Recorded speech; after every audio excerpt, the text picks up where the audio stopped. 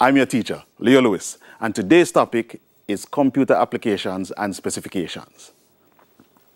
So we need to pay attention now to what we're talking about when we're talking about using computers. And the idea is that computers can be used in any particular sphere, any particular field, but you have to pay attention to what you intend to use it for and what are the needs that you might particularly have for your particular scenario. So today we'll be looking at some applications of IT and of course looking at some specifications. So where can we pay attention to for this particular section of our lesson? Well, your syllabus in section 1, specific objective 9, focuses on the basic needs that an application might have for use of computers. And there are several listed in your syllabus, and we're going to just skip through a couple of them real quickly to introduce what we're going through. And then in section 3, specification objective 3, or should I say 6, there is information on what we'll use computers for and how we want them to be used.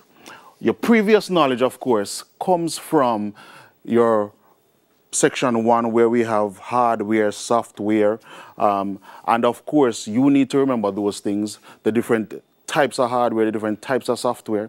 And if, well, you're fourth formers, or we assume that you're fourth formers or fifth formers. So the idea is that you need to understand or remember what input devices are or the types of input devices. And of course your teachers might have gone through a number of them already. Your data entry would have to be coming from keying devices or pointing devices or some source data automation, or some might call it direct data entry. So you need to remember those input devices. You need to remember about also your output devices, which are of course printers mostly, your impact, your non-impact, and then processing. Processing of course has to deal with your processor essentially though. But just to remind you that when we talk about processing, there are other devices in your computer that handle processing jobs as well to offload some of the work that the processor has to do. So try to remember that as well. All right. And then also you need to remember what software is, you know, the types of software, system software, application software, the types of system software, etc. All right. So if we're going to look at these different applications of computers, we need to remember what hardware devices are, what software devices are, how we use them. So, how are they used? Well, they're used in an entertainment sector. And for those of you who are music aficionados, you might already have an understanding of as to how IT is used in music. We can, of course, think about it from the perspective of creating the music, or promoting it, or even selling it. Most of us, regardless of who we are and what instrument we play, we might even play an instrument into the computer that records it. All right? And then we have gaming and movies. How your gaming industry works. I love doing this most of the time, but with your gaming industry, there's a technology called mocap, or motion capture, which basically captures how an actor interacts with other actors, and of course paint in their own character there. Just a case in point, that mocap is also used in movies. And the idea of motion capture is basically where an individual is strapped on with motion sensors, and then sometimes, most of the times, there is a camera positioned in front of the person to get their facial expression as well. The most common, or the most familiar one is the motion capture that occurred with Lord of the Rings and the Smeagol character. Yes, that diabolic character.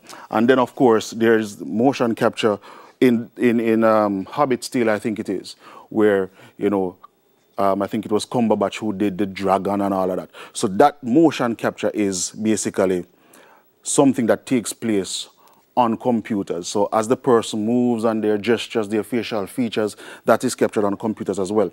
And of course, you can imagine the kind of processing power needed for something like this. Other industries, law enforcement. Well, this hasn't catch on to Jamaica that much as yet, but hopefully in time it will, where we see our police officers having mobile devices where they can check records of persons while on the road. For now, we are doing a lot of these things manually, but having a mobile device that is connected to some database somewhere helps with the information retrieval and information storage. All right? And then we have control centers, and there might be many other things involved, but we want to pay attention to just these two for now. So with your control center, basically there are operators there paying attention to the feeds coming in from cameras all over the country or all over a particular city. And that helps with the idea of law enforcement. Because, of course, we must admit that we're not in a perfect world. So we need to control a lot of the things that are going on around us. All right? And then business. For those of you who are doing CAPE IT, you might be looking at different types of information systems. All right? And those information systems tend to border around the idea of the IT tools taking preeminence in a lot of the decision making. And so you might hear about decision support systems, transaction processing systems, all right? And in businesses, these different systems are used to get information to managers and to people who need the information so that they can make the kinds of decisions to make the business grow. There's one other one that I had to add called delivery. It was just the other day I read in the news where there was a particular pizza place that was delivering pizzas using drones, and the FAA had to stop them because, of course, it would be chaos if there are a lot of drones in the air and they are not registered. People just are flying their drones to deliver their food. But it does happen. And, of course, the FAA had to put a stop to it, and we know how that goes. But also, there are other methods of delivery. You might find that some couriers in Jamaica walking around with a tablet, and of course you have to sign that tablet whenever they make a delivery. All right? Medicine. This is one area that I think that we are slowly getting into the rhythm with. I believe that honestly there are a lot of different things going on in medicine where that is concerned, but I think most of the times we are not paying attention to the technology that's out there. For now, we've been using a lot of patient databases where basically you come into the hospital or wherever you go into and your information is recorded. But there are expert systems out there and that we can use or we can even begin to think about using. But there are other things that we use IT for in medicine, and sometimes it tends to deal with the idea of just imaging and, of course, radiation therapy, etc. But there's a lot more that we can explore. Of course, being a third world country, we might take a while to catch up, but I think we'll get there. And then, of course, students. Students using computers at home, doing your assignments, PowerPoint, doing word processing, all these different things, doing your research. You have to use computers in this very same way. A lot of my students, after talking with them, I find that some of them don't really like the idea because they don't feel connected to the teacher or connected to their friends as much, especially when it comes to a Zoom meeting or meet on Google. But it's an arena that we really need to pay attention to how we can enhance, but it's there for now. And I just believe that we can use it with the great capabilities that it has. There was one particular meme that a friend of mine was showing me just this morning, and we were showing that a teacher, while in the classroom with the students, basically telling the students to be quiet because the students weren't quiet. And now that they're online, we're begging them to interact with us because of what we're doing. All right? But we are using the technology for these different types of things. And we, of course, need to pay attention to what specifications we're working with. And it all depends on our needs and where we are at. Now, I'm not much of a business student, but and I guess the teacher coming on teaching economics can shed some light. But in every industry, there are different stages where we go ahead and we more or less, a product is made. There's a planning stage, there's a production stage, and all these stages, of course, come together to form the industry or to create products for an industry. And at every level, we can identify where computers can be used.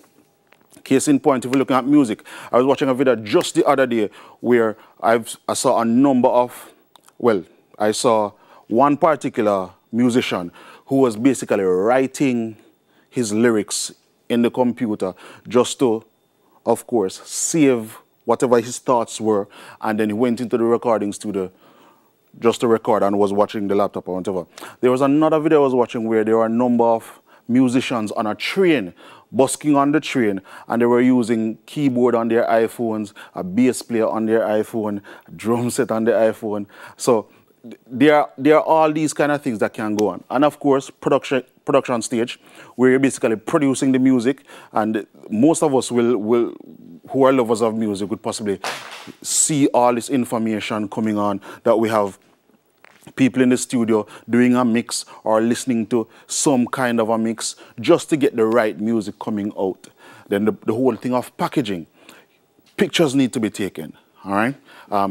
Videos need to be created just to get the music out there. And promotion, delivery, consumption, all these stages in some way can be impacted by computers. But because they can be impacted by computers, the needs at each stage might be different. The need for planning, or the need at the planning stage, might be very different from the need of the production stage. You can plan just on your phone, but when it's time to produce, completely different thing. You might need better computer power or better processing power. Let's continue. So we were talking about how we look at computers and their applications. Where do we use them? And it all boils down to one thing. Well, one thing. What do you want a computer for? What are you going to use it for? And this is where we start now to think about, okay, if I have this kind of need, what kind of device will fulfill this need? If I have this job to do, what kind of device can fulfill that job? And here is where the nerds take over. We tend to look at computers based on their specifications. And these specifications may seem daunting to begin with. But, of course, we'll go through a couple of them and you'll be just fine. How do we define specifications? Well, we just can call them the details for each component of your computer. And if you decide now to do a particular job, there are going to be many computers out there which are more than capable. So it is going to boil down to your need or your job. Eventually, it comes down to your pocket as well, but I'm sure you can find machines that can satisfy your need.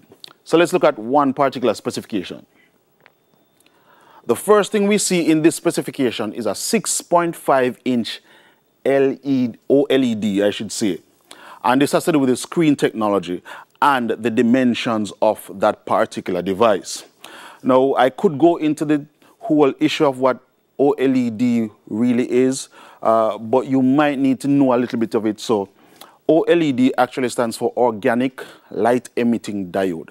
And it simply means that there are some cells between two plates that when you pass current through them, they change color.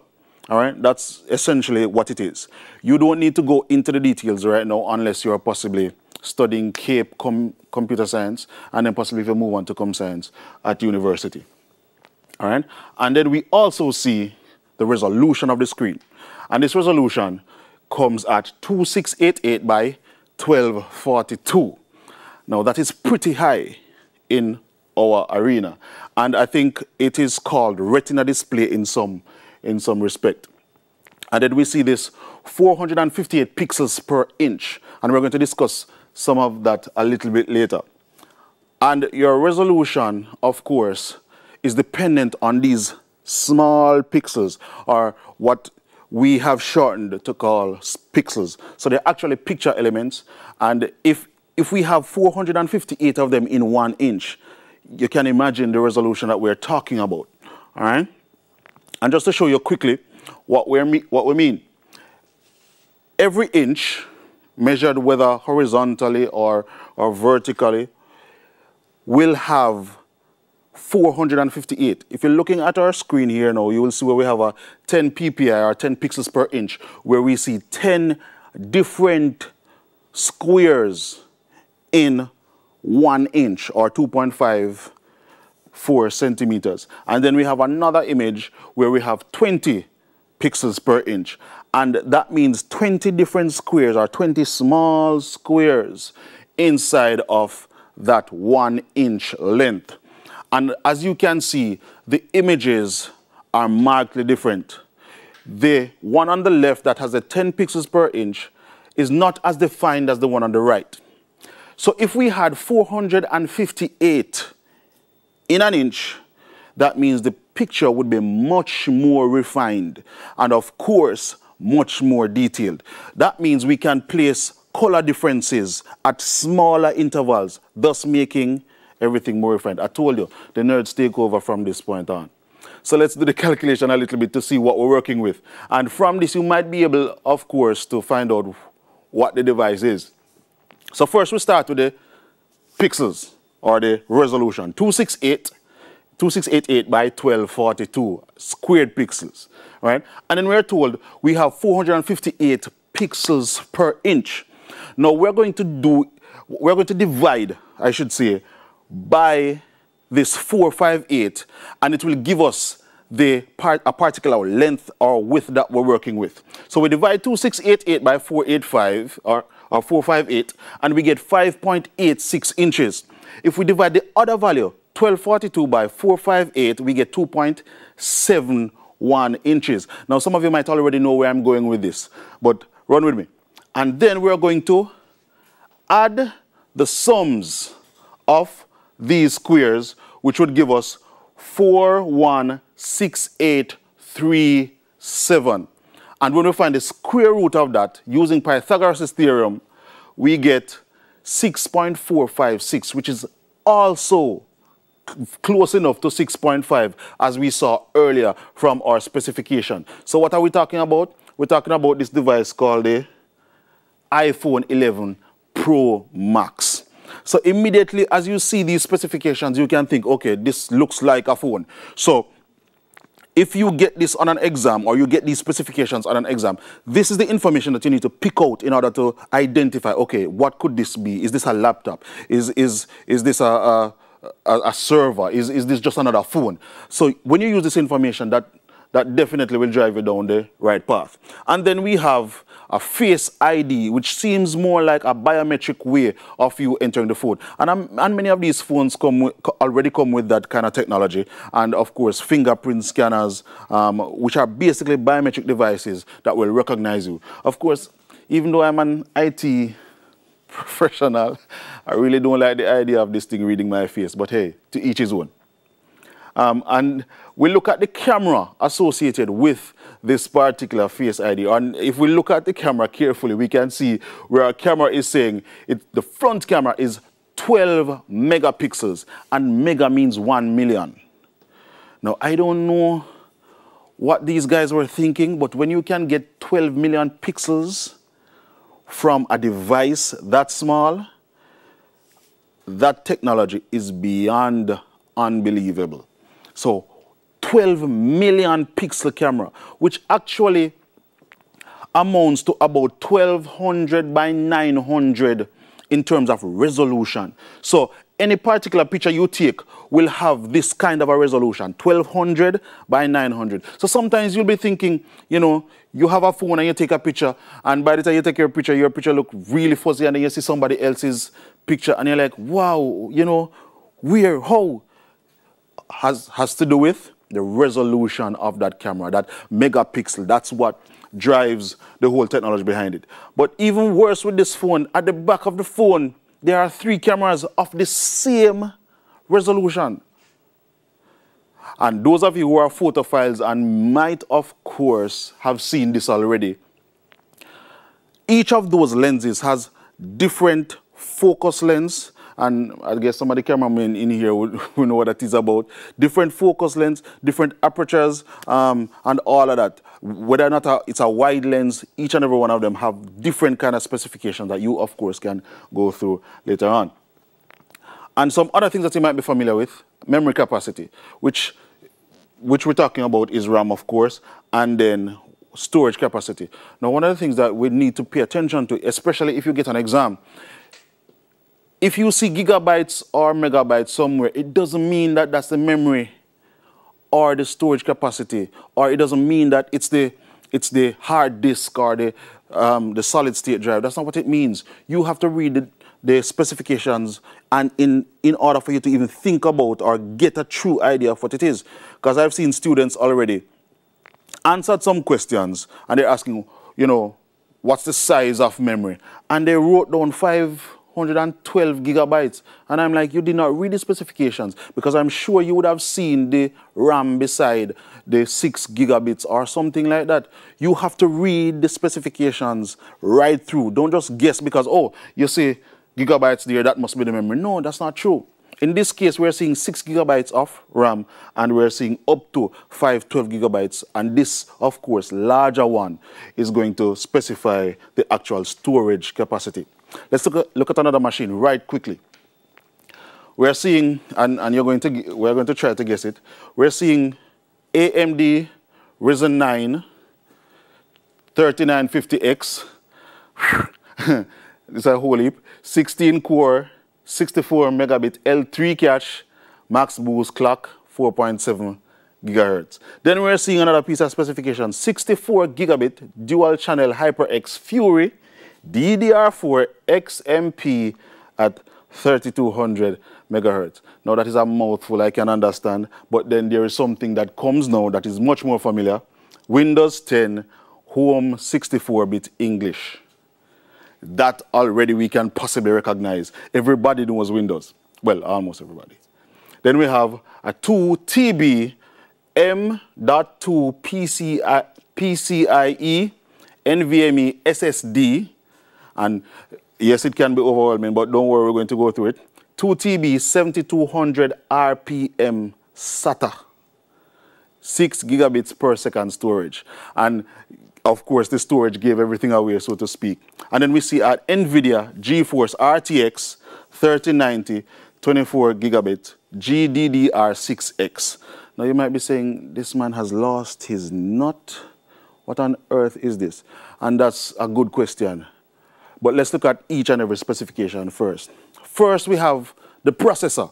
And that was the first specification in the table. An AMD Ryzen 9. All right? So we can identify the manufacturer right away, AMD, all right? There are other manufacturers other than Intel.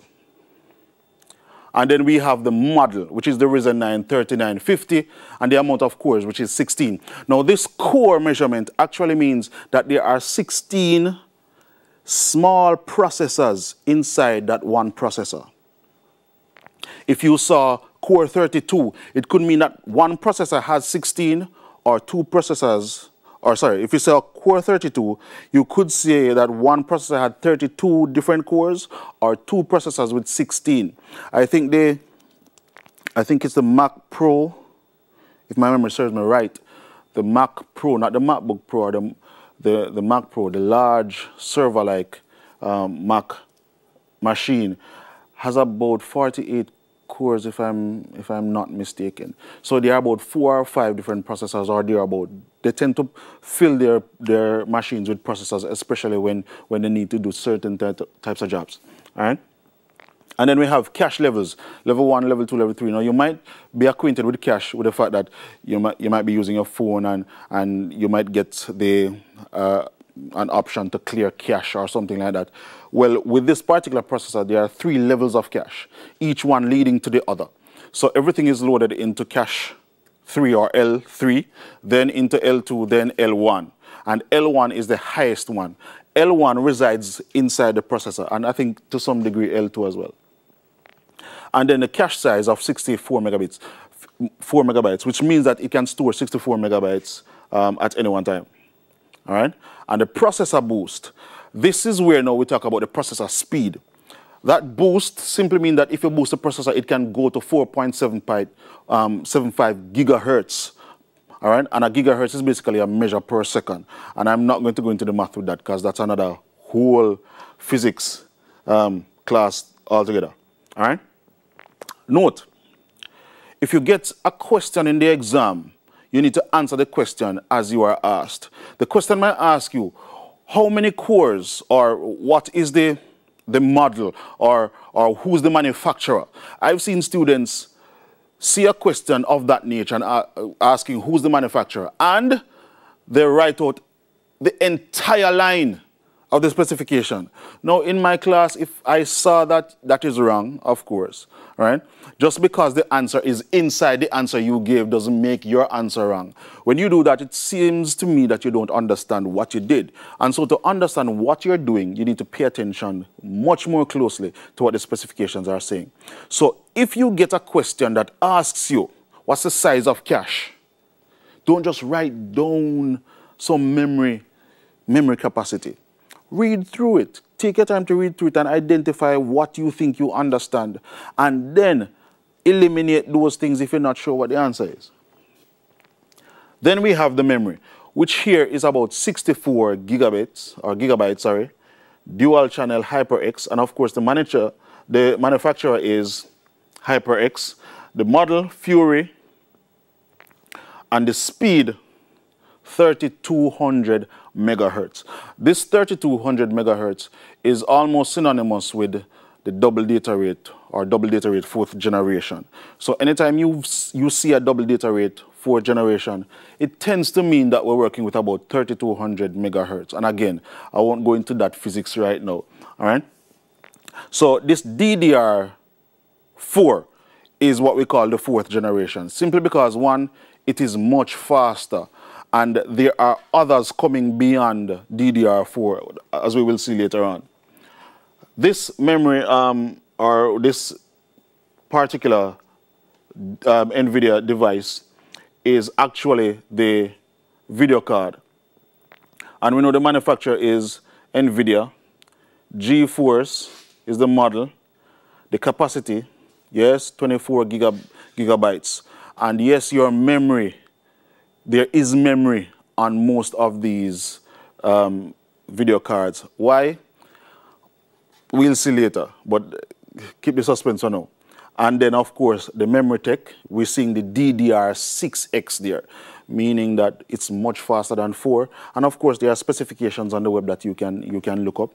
But for your purpose, you don't need to know all of that. But just to give you, those of you who are nerds and geeks like myself, 84 gigabits per second will run on something like that. All right.